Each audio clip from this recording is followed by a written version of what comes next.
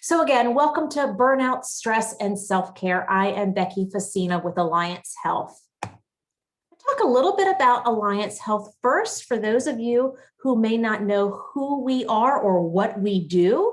Alliance Health is the local management entity managed care organization for public behavioral health care in Durham, Wake, Cumberland, and Johnston counties. And I say public behavioral health care right now because North Carolina is going through something called Medicaid transformation. And so we're not only going to be responsible for just behavioral health care soon, we're going to be responsible for whole health care coming down the pike. But currently, right now, where we stand, we're still taking care of individuals' behavioral health care. And again, we're located in Durham, Wake, Cumberland, and Johnston counties. We serve approximately 471,000 plus Medicaid eligible and uninsured individuals among a total population of over 1.7 million people in our 4 catchment areas. We manage a network of providers to ensure quality care is received, as well as help individuals access care and navigate systems. We have a 24-hour access and information line. That's for anybody and anybody that wants to call that access line. If you are in crisis, if you're seeking help, you do not have to have Medicaid to access that call line. We have clinicians on the other end that will triage your call and connect you with the supports that you may need. I want to highlight a little bit about some of the things that we have going on in North Carolina during this time of living in a pandemic. The North Carolina Department of Health and Human Services, NCDHHS, has established 2 mental health resources to help North Carolinians cope and build resilience during times of crisis, including COVID-19. Now, Hope for NC, normally you see that during our times of hurricane season, when we have communities that are impacted by hurricanes or flooding. Hope for NC steps in. It's a FEMA-funded grant, but they've stepped in for the pandemic. And so there's this Hope for NC helpline. That's the 855 number there. It connects North Carolinians to additional mental health care and resilience supports that help them cope and build resilience during times of crisis. It's available to everyone in North Carolina's 100 counties during the COVID-19 crisis. Hope for NC includes a crisis counseling program. It's tailored for COVID-19, which provides immediate crisis counseling to individuals affected by the ongoing COVID-19 public health crisis. This initiative is in partnership with all 7 of the state's LME MCOs, which Alliance Health is one of them, and Real Crisis Intervention in Greenville, North Carolina. It is open 7 days a week, 24 hours a day for anyone to access. And then the second one I want to highlight is this healthcare, Hope for NC, it's North Carolina healthcare workers. And this is that 919, the 226 number there.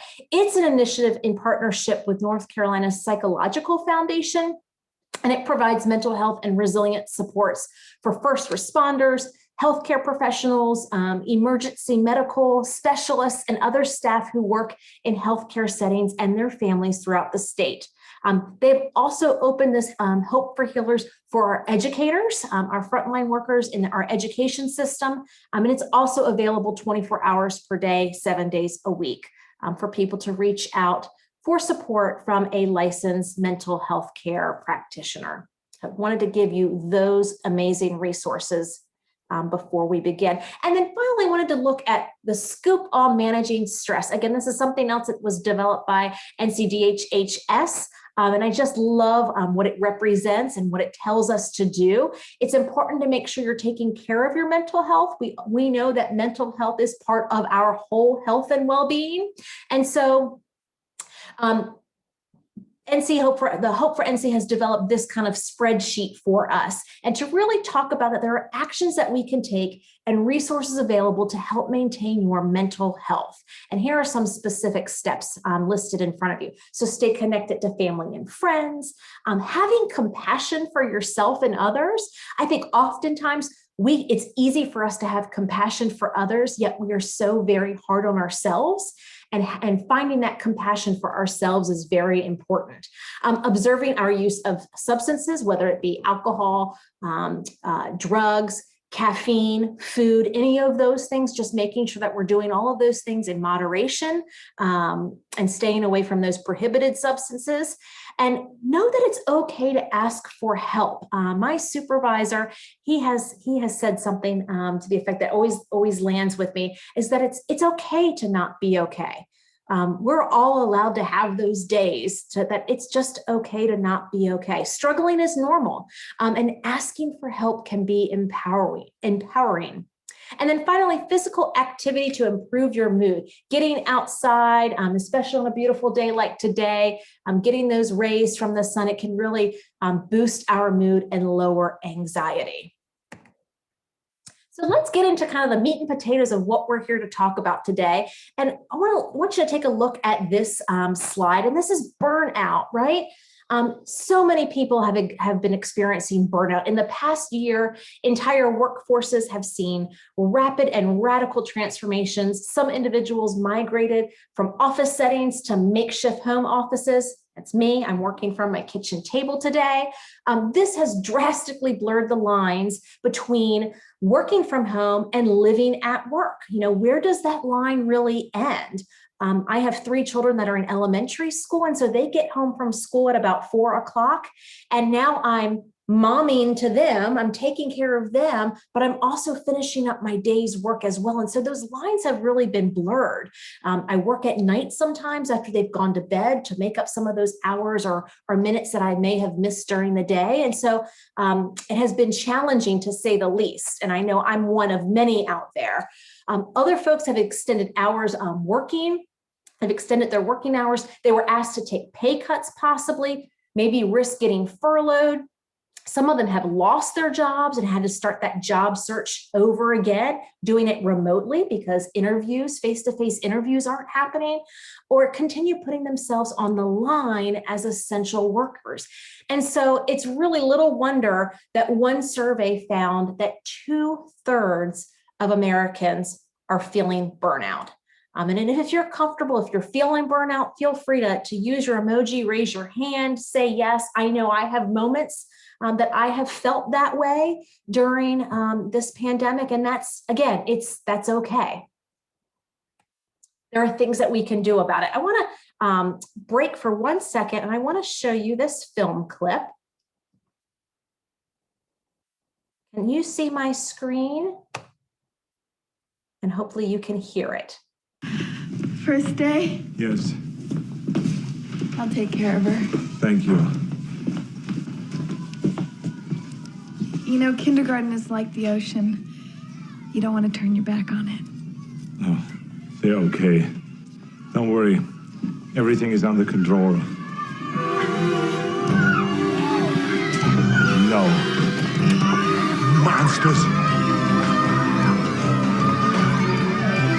What are you doing with this?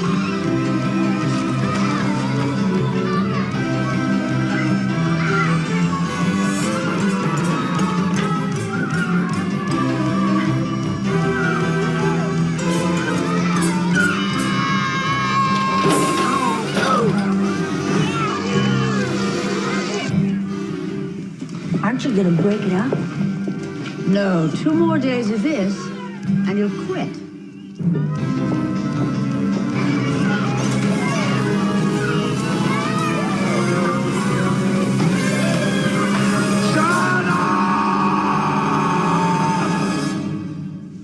Shut up! Shut up! Shut up!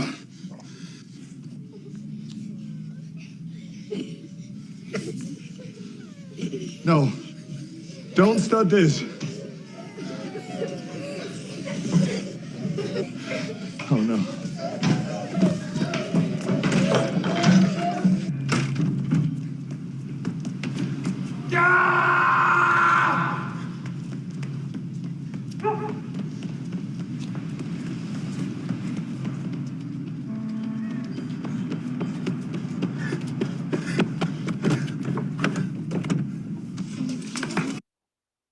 So I want to stop there. the film makes me giggle every time I see it. I'm probably aging myself, but that's Kindergarten Cop for those of you that have never seen the film. And Sylvester Stallone, no, not Sylvester Stallone, Arnold Schwarzenegger he's an undercover cop investigating. He goes in as a teacher. And so we talk about stress, right? So he exhibited stress. I was once an educator myself, and for that particular reason, I never taught elementary school. I could not handle a classroom of students crying all at once. And so, how did he handle that situation? How did Arnold Schwarzenegger handle that situation? You want to throw it in the chat or unmute yourself? What did he do?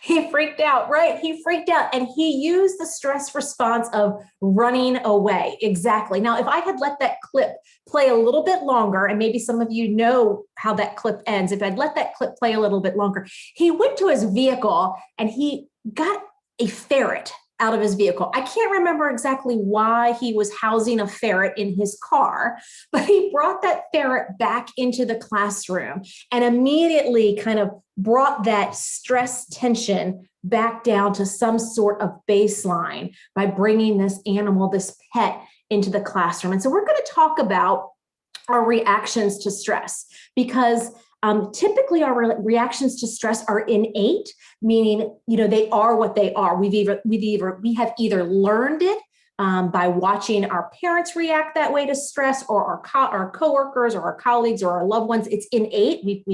We've seen it, and that's just how we exhibit it. And then there's other ways that we can really learn to react a little bit differently when in the face of a stressful situation or event. So let's see here. And so let's talk about what is stress. And so researchers define stress as a physical, mental, or emotional response to events that cause bodily or mental tension. Simply put, stress is any outside force or event that has an effect on our body or our mind, or both, right? And so it's an automatic response, right? It's just something that happens. Oftentimes we can't control our reaction to stress unless we really work hard at it. And it's a chemical that's naturally produced in our body. It's that adrenaline. And typically what we see this fight, flight, freeze, flop, or fawn. And we're going to look at those other two, flop or fawn, because it's something that oftentimes we don't talk about, or individuals have not heard what they mean. We typically kind of always hear that fight, flight, or freeze response, right? So we're going to talk about some of those other ones. And so there's your fight or flight, right? So you've got fight, flight, freeze, flop, fawn, and then there's two others that I want to talk about too. Fight, that's running towards the danger, that's running towards the stress, you're taking it on, right? Flight is exactly what Arnold Schwarzenegger did in the film. He ran away from that stressor. Some of us are fighters, some of us are flight. And then you've got the freeze, flop, or fawn. Freeze is when you're kind of paralyzed in the face of a stressor. Flop are individuals that flop oftentimes go limp. They may even collapse. And then fawn is appeasing or avoiding the conflict or the stressor. So these are kind of less noted responses to that fight or flight.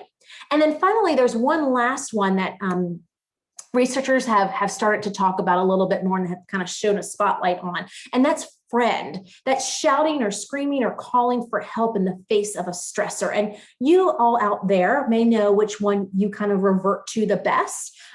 Typically, you revert to the same one in a stressor or in a crisis situation. And so kind of just knowing that in your pocket, whether it's good, bad, or whichever, you can kind of work towards where you want to be typically. So I want to know, is all stress bad? Any thoughts about that? Is all stress bad?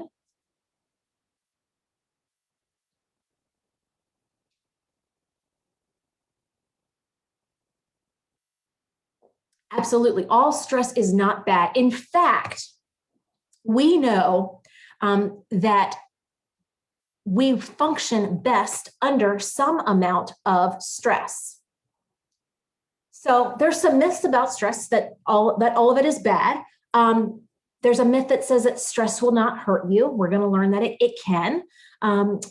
There's a myth that says that what stresses you out also stresses me out. Well, that's not true. We all have different stressors.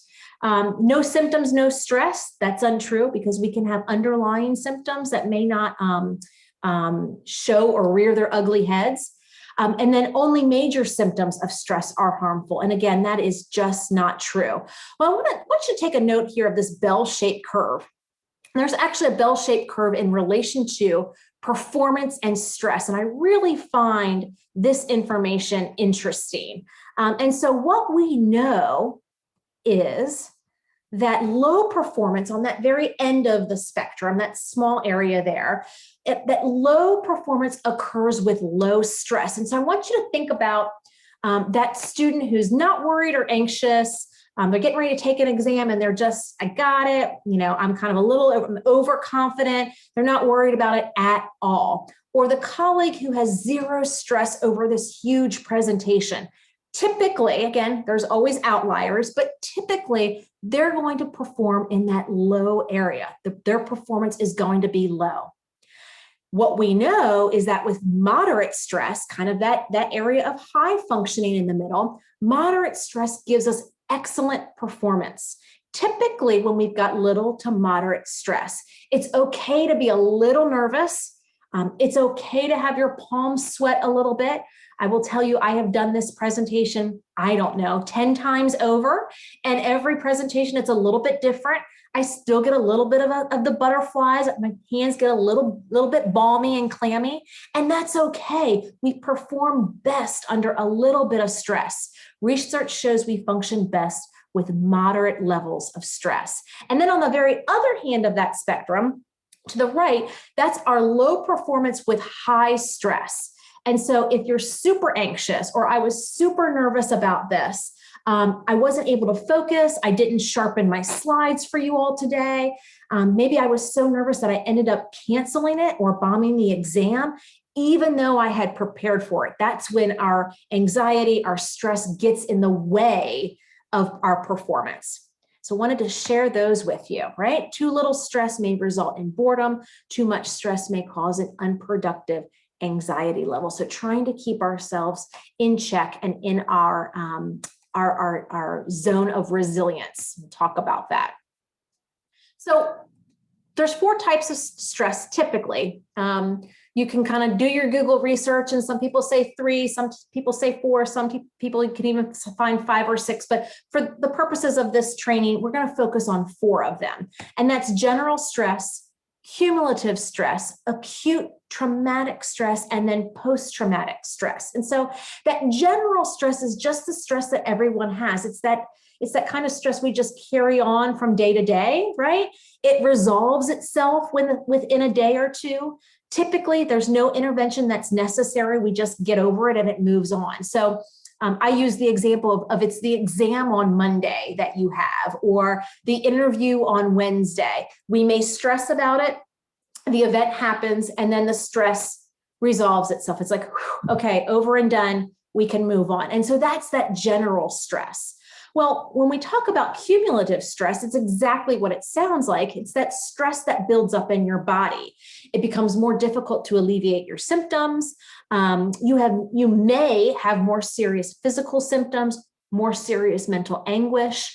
I use myself for an example. We've been, the one saving grace during the pandemic is that my husband has now been home because he typically travels. But pre-pandemic and post-pandemic, I'm a mom of 3. Under the age of 8, I have a 7-year-old, a 6-year-old, and a 4-year-old. My husband travels 4 out of 7 days a week. I have a full-time job, and I've been conducting remote learning for a while. And so this kind of stress can build up over time, right? It's that stressful day in and day out.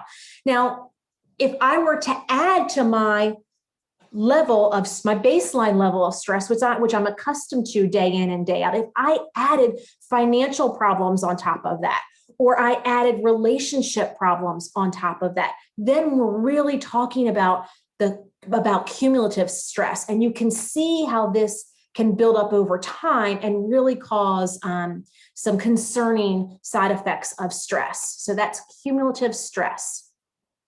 You've got acute traumatic stress. This is critical incident stress. It produces considerable psychological distress. It's a normal reaction to abnormal events. And I'll say that again. Acute traumatic stress is a normal reaction to abnormal events. And again, I like using myself as an example in this. In 2004, I lost the first love of my life to suicide. It produced considerable psychological distress for me. But it was a normal reaction to an abnormal event, losing someone to suicide, losing someone traumatically, having those traumatic events happen in your life. That's a normal reaction to an abnormal event. And with help, with supports, you can recover from that stressful event and move on and find wellness again. And so just making sure that you're able to access those resources, find that support and do what you need to do to pave the way to wellness again. But again, normal reaction to an abnormal event. And then we have post-traumatic stress. And for those of you out there, when we think about post-traumatic stress, what's the first kind of thing that comes to our mind when we hear post-traumatic stress? Whom do you think about? What do you think about? What images come to play in your mind?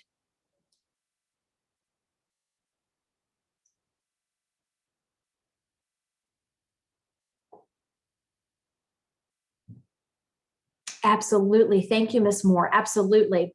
We think about our veterans, right? Domestic violence or a car accident, that can be it too. Absolutely. And so when we think about post-traumatic stress, it's stress that's produced by severe psychological trauma. It is typically created by unresolved critical incident stress. So that acute traumatic stress is then unresolved. You don't have the supports in place. You don't have the resources in place. And oftentimes it'll morph into post-traumatic stress because that incident stress was not resolved. It can produce lasting changes physically, emotionally, chemically, biologically in our brain. Oftentimes when we hear post-traumatic stress or post-traumatic stress disorder, we think about those armed forces. We think about those who have fought in wars. And research is now coming out that we're going to have a new pool of individuals that are going to be potentially experiencing post-traumatic stress, and that's survivors of COVID-19. They're high risk of experiencing PTSD. Also, those family members of survivors, those healthcare professionals, and those frontline workers and helpers. So really need to be cognizant and cautious that we may have kind of a whole new group of individuals that really are going to need supports and access to resources because of the trauma they've experienced.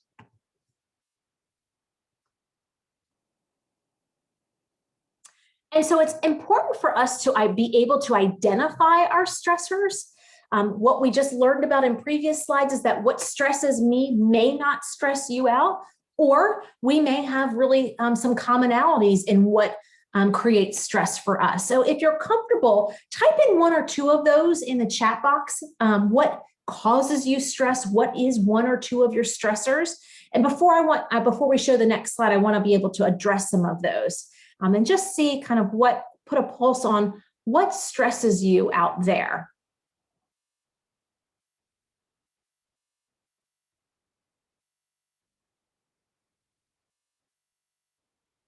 Right. Again, I feel the same way. I see being overwhelmed with too many duties. Oftentimes I struggle with, managing home and work and homework, and my kids asking, me for 5 or 6 or 7 different types of things at the same time. And so I can feel myself getting stressed. Booked calendars, booked schedules, sometimes financial issues, absolutely being late. Oh my gosh.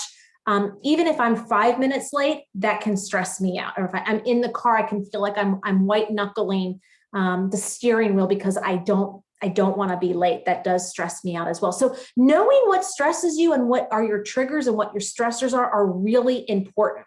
But I want you to remember that all stress is not always negative. We tend to kind of always revert to what negatively stresses us out. But let's think about what also might be positive stressors in our lives. Nonetheless, can still create stress, but we have some positive personal stressors in our lives.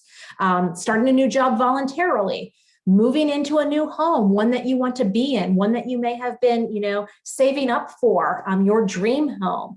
Having a child, right, can be a positive personal stressor. And then you've got those negative ones on the right-hand side, right? Those financial challenges, unemployment. We've heard about that through the pandemic. Being abused or neglected, of course. Being fired at work, very different than starting a new job voluntarily. You can see they're even on the opposite ends of those lists. Starting a new job voluntarily creates a different kind of stress than being fired from your current position. And so making sure that we be able to discern the positive between the negative. But I want you to also know that our stressors hold value. Both positive and negative, they hold value. Some stressors are more stressful than others, according to some research. And so I want us to take a look at this. And this is what we call personal life events analysis. And after this is all said and done, I believe I have your emails. I can send this to you. It's a really nice way to get a pulse on your current level of stress.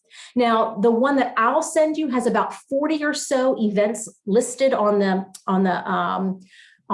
exercise. We're just going to highlight a few here. But what it asks you to do is it asks you to look at this list and to circle any of those events that you've experienced in the last 12 months. They ask you to circle them. And so events like the death of a spouse or child, marital separation, being fired from a job, change in work responsibilities. So you have 40 or so of these events listed, and then you have values to the right. They all hold values from what this research has uncovered. And so they say that the death of a spouse or a child, it holds the highest value of stress. That's 100. And so they're ranked from 0 to 100. And so a death of a spouse or a child in the last 12 months holds the highest value of stress. And what they ask you to do is to analyze your life events, add up your values, and what the research and findings have said is that if your total score is more than 150, that really you need to find ways to reduce stress in your daily life so that your stress level doesn't continue to increase. The higher the score, right, the harder you may need to work at staying physically well. And again, this may just be a nice way to kind of get your pulse on your stress level. You may say, oh my gosh, I'm really stressed, but really to be able to pinpoint what has been causing that stress over the last 12 months. What changes can you make? Where can you make those changes? What can you do to kind of be able to alleviate some of that stress? So I'll send you that personal life events analysis after this presentation is over. And so what we know is that there are negative physical effects to stress, right? And they're listed. Some of them are listed there, not all of them. Others that aren't listed: fatigue, frequent colds, upset stomach, unexpected hair loss. All of those things can have are physical effects of stress. And then we have our negative emotional effects of stress. And again, these are not all encompassing. I highlighted a few of them: irritability, depression. I know I get irritable and agitated when I'm feeling stressed. I notice that I'm shorter with my children. I'm less kind to my husband oftentimes. And so I know that that's kind of the emotional effects for me that I exhibit when I'm feeling stressed, or when I'm feeling depleted, when I need to refuel myself and take a few steps back. And so we'll talk about how to do some of those things in a few moments. Other things: increased errors in your work, your daily life, right? Poor decision-making is possible when you're feeling stressed out. You may be eating more, you may be eating less, procrastinating or neglecting your responsibilities, nervous habits, biting nails, Those of you that are nail biters, sometimes you bite them when you're stressed. Using alcohol, cigarettes, or other drugs to relax, or more of them when you're feeling stressed. And so all of these things just for us to be mindful of, to be cautious of, and to really be able to put a pulse on when you're seeing these things in ourselves, being able to pinpoint what the cause of these emotional effects are. And I really like this, this slide and this image because it really shows all of the areas in which stress really can impact and how it impacts us. So it impacts our body, our mind, our emotions, and our behavior. We may be more accident prone behaviorally. Again, the indecisiveness, it may come out in nightmares, in our dreams. You may have trouble sleeping. Some of us, and our skin breaks out when we're stressed out, right? Skin irritation. And then loss of confidence or being, absolutely, I'll send you a copy of these slides, absolutely. Being more apathetic, alienating yourself, right? Just kind of, I don't want to deal with any of it. I want to just go to my room. I want to kind of block out the world. So again, stress can really impact all of us in all areas and facets of our life. And so how do we go about managing it, right? So we know what it is, right? We know that the signs and symptoms, but how do we go about managing it, right? Sometimes we're like, okay, well, it's easier said than done. And so there are some things that we can do. There are techniques and exercises and things that we can do to manage our stress. And so one of those is body relaxation exercises. So those are our breathing techniques, our guided imagery. You'll hear mindfulness talked about. And we actually have an exercise coming up on mindfulness later on. And so that has just really been proven to work. Now, again, what works for me may not work for you. You need to kind of find what resonates with you. And so it's great to kind of be able to try out a lot of different things and find the one or two or three things that work for you. Physical exercise, that doesn't mean running out, and doing a marathon. That means walking out to the mailbox, getting those rays of sunshine. It could be walking down to the end of the block, to the stop sign, kicking a ball around in the yard with your children. It could be yoga in the convenience of your own home, or it could be a real workout routine. I love apps now. There's a ton of apps that are out there for free, and we'll talk about some of those mindful apps that are free as well. But there's also free physical exercise apps. A great one out there is called Fit On, FITON, and it is completely free. Download it onto your phone, download it onto your iPad, whatever your device is. And I can't tell you, they have workout routines from 5 minutes, a quick 5-minute ab routine, to a 25-minute full body workout. They've got yoga, they have mindfulness, they have walking exercises, anything and everything, and it's free. So I'm a huge proponent of it. It has opened up my eyes to being able to work out from home during the pandemic. And of course, they always get you that, like, you can pay to upgrade, but you really don't. It is perfect just the way it is. As a free resource. So check that out, Fit On, for physical exercise at home. Meditation, we talked about that. Counseling, that's okay, right? Some of us need to reach out to a third party. It's not, it's not always easy to talk to your mom or your best friend or your husband. Sometimes you need that third party, that unbiased listening ear, to be able to get whatever is off your chest, and kind of, field things to someone new. Talk therapy, life coaching is another one. If you're struggling with something, life coach is also great.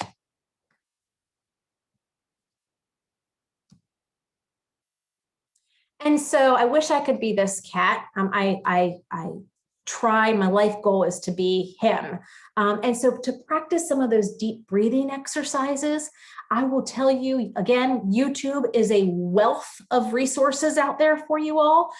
You can Google meditation, 5 minutes, 5-minute meditation pops up. You can Google or put in the YouTube search, Guided imagery, something pops up. It is really, it is amazing. They have ones for waking up in the morning. They have ones for going to bed at night. They've got 6-hour-long mindful music that you can just play in the background. And so, use those resources there. For mindfulness apps, I would also check out one called Headspace. That's Headspace. One called Calm, CALM, and then one called Aura, AURA. And I can only speak, I have not checked them in the last couple of months, but I know that Calm was completely free during the pandemic. They were providing a free app for individuals that wanted to access it during the pandemic. And so making sure that, again, check out these things. Oftentimes I'll download them onto my phone. And then when it prompts me to pay for something, I'm like, oh yeah, I have to delete that. But try them out, because there are some free items out there that are really great resources to us.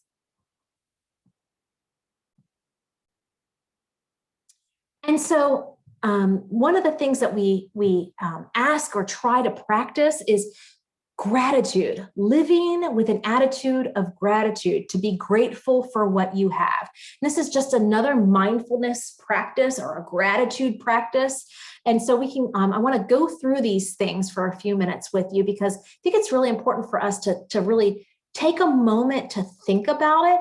I think when we go through our lives, oftentimes we're going, and we don't stop and take a moment for what we have currently in our life and be grateful for what we have. And so this is an easy practice that we can do, is to stop and identify 3 things that you feel grateful for and appreciate about your life, right? So these can be based on past or present or future. No category or thing is too big or small to appreciate. However, being specific might be helpful. I know I started a gratitude journal. I fall on and off the gratitude journal wagon. And so I know I try to do it at night as I'm getting ready to prepare for bed, and I get in my bed and I have my cup of tea, and I just try to write a couple of things down that I'm grateful for throughout the day. And it really is, it recenters, it rebalances myself. And kind of just puts me in a peaceful place to lay my head down at night and rest. And so something that you all can think about doing. Another way to identify gratitude is to think of 3 things that you take for granted, but are actually very thankful for. We go throughout our day and we take things for granted, simple things, right? Give us this time to reflect and discover which of those you value the most. And so for me, I know during the pandemic, it's really been my physical health. I have just been so grateful for my physical health during the pandemic. Identify 3 things that you appreciate about yourself. That's hard to do. I think we can always find things in others that we appreciate or value in others, but to find those 3 things that you appreciate about yourself. So your qualities, your actions, your personality, anything that's, directly related about you. Pick things that are meaningful. Identify 3 things that you feel grateful for about your present right now experience. So be in the here and now.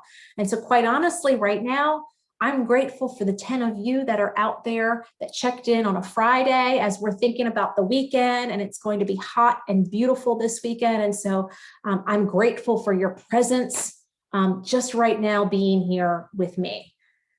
Identify 3 people who had a significant and positive experience on your life.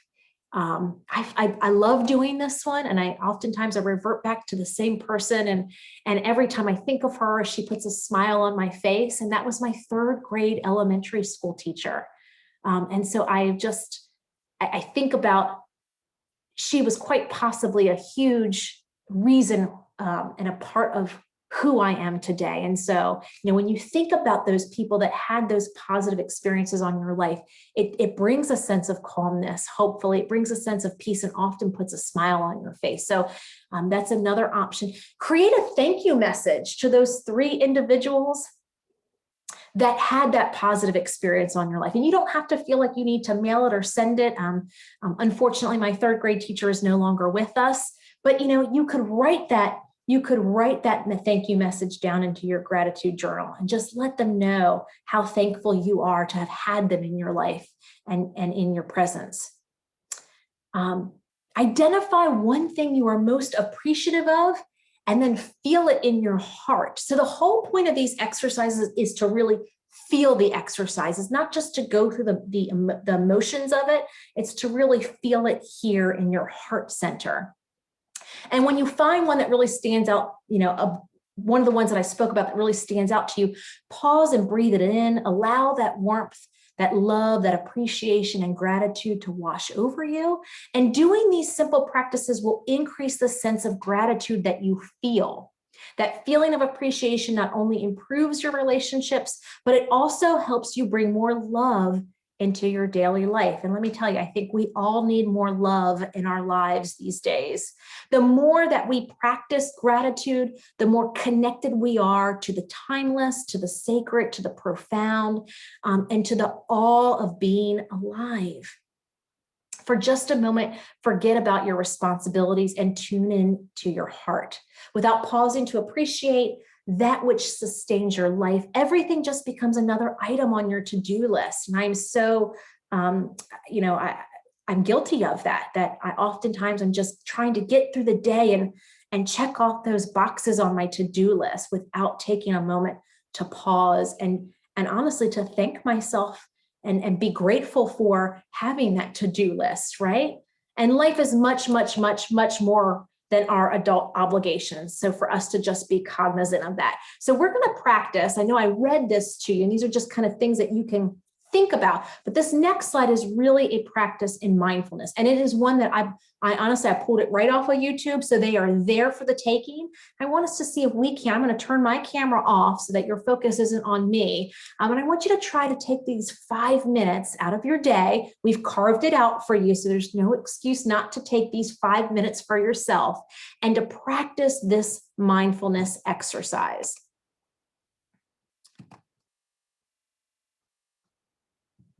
Give me 1 second here. There we go.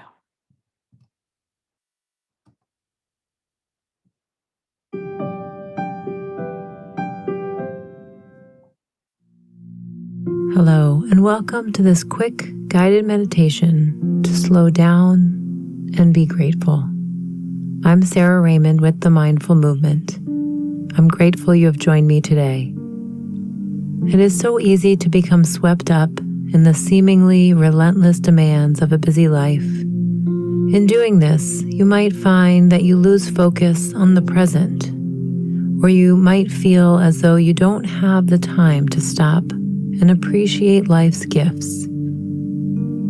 It is true that meditation is a practice, and it can create change when you make the time to practice it. But even when you are short on time, it is important to prioritize what matters most. You can always find time to be mindful, even if just for a few minutes.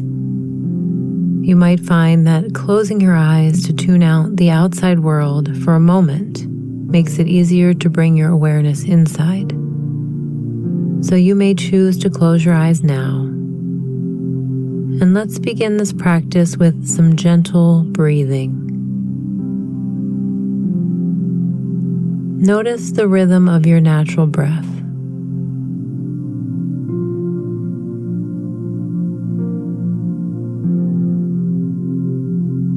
Take in a slow breath and experience the gentle rise and fall of your chest. Our breath is constant and reliable. It tethers us at all times to the present moment. Just by tuning in to the steady rhythm of your breath, you are immersing yourself in the energy of life, the energy that propels you forward and connects you to all other life on this planet. Observe whether your mind is in another place or if it is here right now.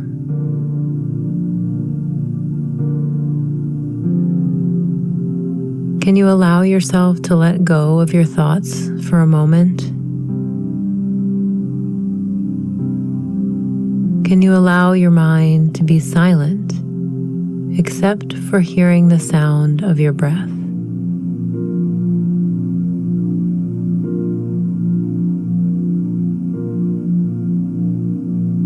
Now, notice where you are carrying tension in your body. Can you allow your clenching muscles to let go?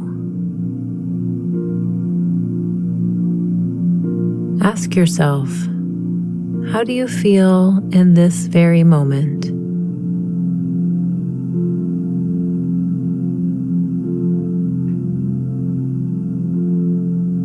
Can you sense the peaceful energy of life flowing through you, invigorating you with every breath?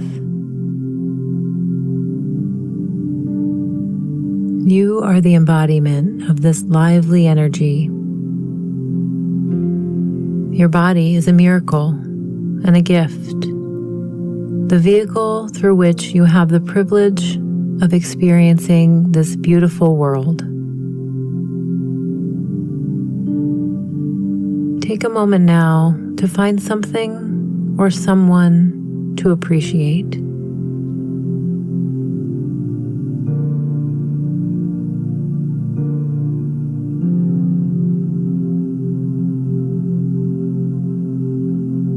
Sense the feeling of gratitude within you.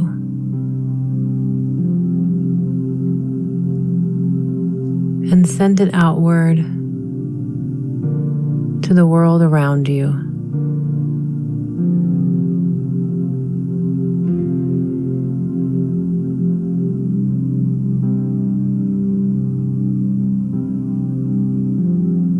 In a moment, you will open your eyes and come out of this state of stillness and peace. But do your best to move forward with your day with the residual feeling of gratitude. As you continue on with your day, I challenge you to continue cultivating gratitude. Perhaps you can even find something positive out of an experience that seems negative at first. Now, we will end this practice with a deep breath, breathing in love and breathing out eternal appreciation. Thank you for practicing with me today. I am grateful that you did.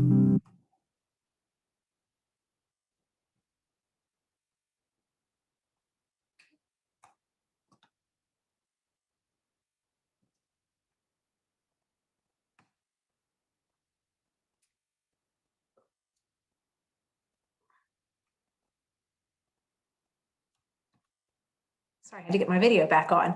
And so I just, I hope you all practice that. I know it can be often very, very hard during our day to kind of carve out that time for ourselves. But that 5 minutes is just all that we need to kind of recenter ourselves.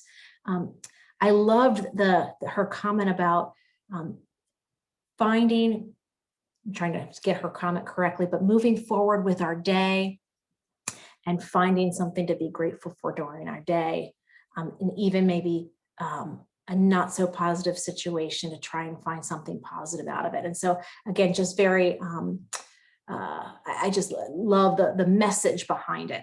And so that's one way of doing things. That's, those mindfulness activities, those meditation videos, again, that you can find them all over the place. Here's something else. These are our mantras, our self mantras. I have a girlfriend, actually a couple of them now, that every morning or every week they change their mantra and they put it on their mirror where, when they're doing their hair and getting their makeup on and starting their day in the bathroom. And it's this mantra, this positive talk that they use for themselves. And this is what they say to themselves when they look in that mirror: keep calm and don't forget to be awesome, right? Keep calm and smile, keep calm and never give up. So having those personal mantras to remind ourselves, that we can do it, and that Better days are ahead. And positive, it's, positive talk. Other helpful tips: changing perceptions and expectations, breaking jobs into small tasks. How do you eat an elephant, right? You can't eat an elephant all together. You have to eat it one bite at a time. So start small. Progression comes from small actions every day. Try to avoid that procrastination. I am a procrastinator. And so that's something that I have to work on myself. But, when you tend to procrastinate, you tend to stress yourself out a little bit. So just being mindful of that. And don't beat yourself up. If you have trouble getting into the groove of de-stressing, like I said, I have my gratitude journal on my nightstand, and I'll tell you, I pick it up a couple times a week, and then I don't pick it up at all for another week, and I just can't beat myself up over it. Yes, I would like to practice gratitude every single night and get into a really great routine of doing it and completing it. But if I don't do it, I don't do it. It's okay, right? We can't beat ourselves up over it. If you overeat one day and that's, your stress eating, figure something else out for the next day. Maybe prepare your meals for the following day instead of, eating on a whim. Know that, this is a comic strip, but it's reality. What fits your what fits your busy schedule better? Is it exercising 1 hour a day or being dead 24 hours a day? We know stress kills. And so, what this really says is that you don't have to exercise 1 hour every day. But what we're saying is, kind of making those choices, those personal choices to take care of yourself can lead to longevity, better health outcomes, better emotional outcomes, better social outcomes, all of those things. I'm a visual learner. I love this. This is a self-care plan. I'll send this to you as well because I was able to pull this and turn this into a PDF. Ignacio is a social worker. He used this as a tool. I don't know, one of his groups or exercises, but he filled this out himself, how he would utilize it. And you can fill it out for yourself on that left-hand side. I love that it reflects, mind, body, and spirit. What you may not see in those smaller boxes, the one on the left says supportive people. Supportive people in my life. So who are your go-to people? And then on the right is, what are those things that you want to accomplish? I want to accomplish X, Y, and Z. And so for me, if I were to fill out this journal, I'd really look at, for the body, I'd say, utilizing my home gym. I have one upstairs, but I just haven't gotten myself to be able to just do it, right? Get up and do it. And so utilizing the home gym and taking care of my body. For spirit, I'd really like to say reconnecting with my church. I've got little children. I'd really like them to have that kind of component in their lives. And then that mind, really working on that gratitude journal, like I said, practicing those mindfulness exercises. And so for me, putting it on paper, putting pen to pencil, putting this up on my refrigerator or even on the mirror so I can review it on my nightstand and really kind of to hold myself a little bit accountable.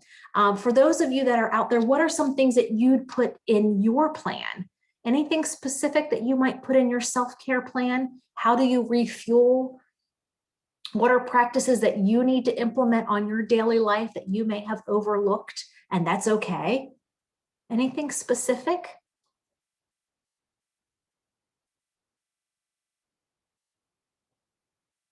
Yeah, absolutely. Sleep. We know sleep is so important, right? Absolutely. Prayer and exercise and meal planning. Now that we're moving toward the other side of the pandemic, it may be reconnecting with loved ones. We've had these virtual connections, but it may be time to get that hug from individuals and from loved ones. Trying to read more. I love to read, and oftentimes I end up reading at night instead of doing my journal. But that's okay too. That's how I unwind, and making sure that again, if that's your de-stressor, and that's okay. So again, please utilize the plan if it may work for you. We have about 5 minutes left and we're going to be right on time here. Whoops. Know that benefits of stress management, right? Our physical health gets better. Our emotions stabilize. Our ability to focus improves. Oftentimes we're more positive, we're more hopeful, we're happier. I just know when I walk away from that 5-minute gratitude practice, a mindfulness practice, I feel lighter. I feel my whole aura, for lack of a better word, feels lighter. And so those are just things that as we can practice and do them over time, just think of the benefits that can happen over time when we really start to implement this in our daily lives and our daily routine. And finally, a last word kind of from me is that, everyone needs to find their own peace, right? Their own balance, their own serenity. To each his own. We learned that what works for me may not work for you. What stresses me out immensely may not be that big of a stressor for you, and that's okay. Remember that in order to take care of others, you must take care of yourself first. I use the analogy of when you're on a plane and they're going through the safety routines, they tell you when that mask falls down, the oxygen mask, it says to oxygenize yourself before you help the person next to you. You've got to be able to, you have to take care of yourself before you can take care of others. You can't pour from an empty cup. So you've got to make sure that you're refilling yourself, you're refueling yourself, and you're utilizing these tools that can bring balance and serenity into your life. I hope today was helpful for you all. I hope you walked away learning a little bit of something. Again, I thank you so much for sharing your Friday with me. You could be doing so many other things, planning your weekend, taking a half day, focusing on something else, but I'm glad that you took this time, not only to share it with me, but to focus on yourself, because that's super important. Is there any questions or comments out there from me?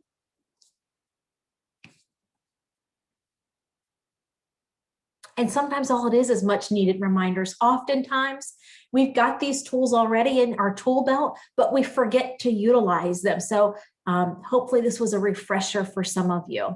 Again, this will be available, the YouTube version of this, the playback will be available on our YouTube channel at alliancehealthplan.com or .org. And I will also send the slides as they were requested. And I do have more, yes, you can request more classes.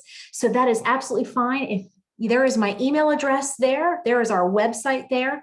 We have a running course catalog, so to speak, of classes that you can kind of look through and register for throughout the course of May, and then we'll keep going into June and July, and they're free and available to everyone. If you want a specific course that may not be there, we can actually talk about that, and we can get one scheduled again at no charge to any of you all. I'm the community education specialist, so I'm a free resource to the community, which is fantastic for all of you. Please utilize my resources. So Karen, like I said, if there's something out there specific that you may want, that you're looking for either for yourself or for an organization or a group, shoot me an email. We can certainly chat about that. One of the other courses that I do teach that there is a small fee and charge for is youth mental health first aid.